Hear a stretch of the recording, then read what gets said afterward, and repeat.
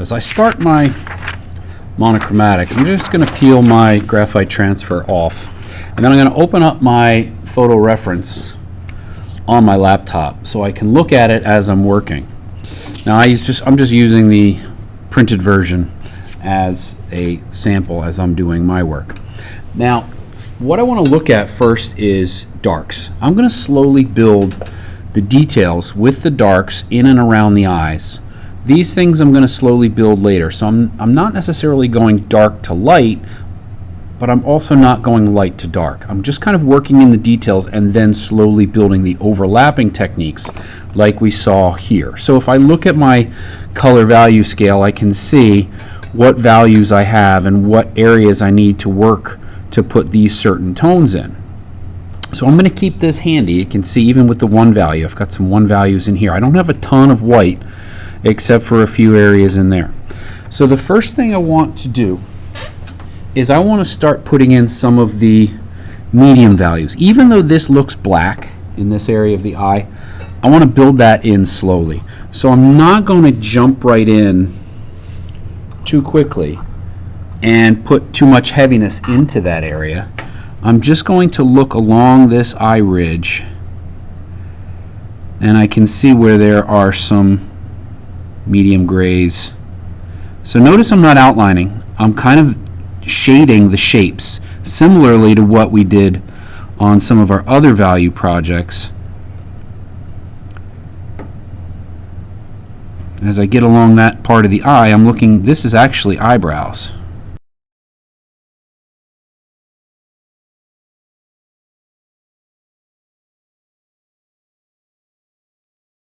Now, as I'm looking through here, I can see that the upper eyebrow is hiding over the upper eyelid, but I have some dark tones in here.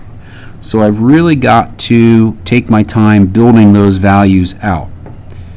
So you'll notice too, as I went along the eyebrow here, I didn't outline everything. I kind of built up the movement of the hair as it comes down in front.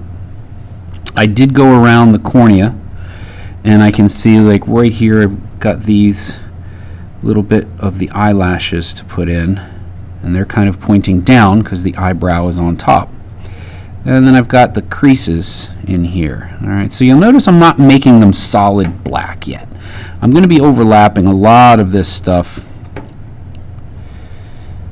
with the value because I do have that 5 and 6 value in that area of my eye.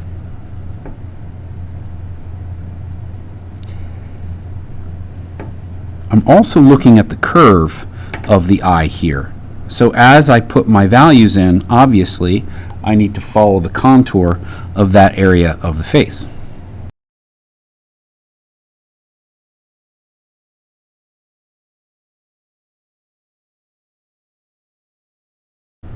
Now that area of tone right there, see it kind of feathers out and randomizes as it meets up with the mid-tone.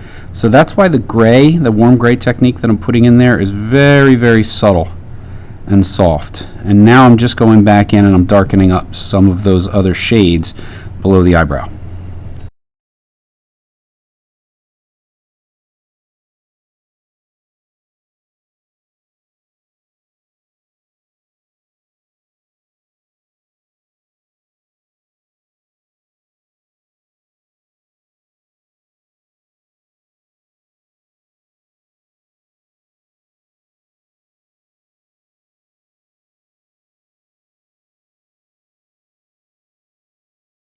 Now this area of the eye, you see with the curve there, I've got a very, very, not a sharp curve, but I've got an area of somewhere in the range of 4, 4.5. So that shadow that comes off of this, I'm going to curve up a little bit here, and then I'm going to let the colored pencil create that mid-tone right there. There might be a little bit of hair that I need to put in there.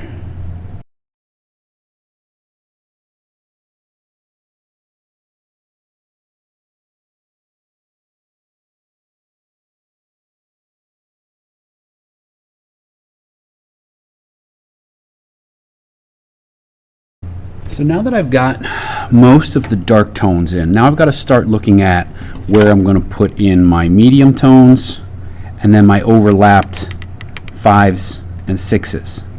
Even that right there, that's a 7, but I'm going to need to know that even though that's not pure black right there, the only pure black I have is the pupil and then a little bit of that shade on the cornea right there. That's pure black.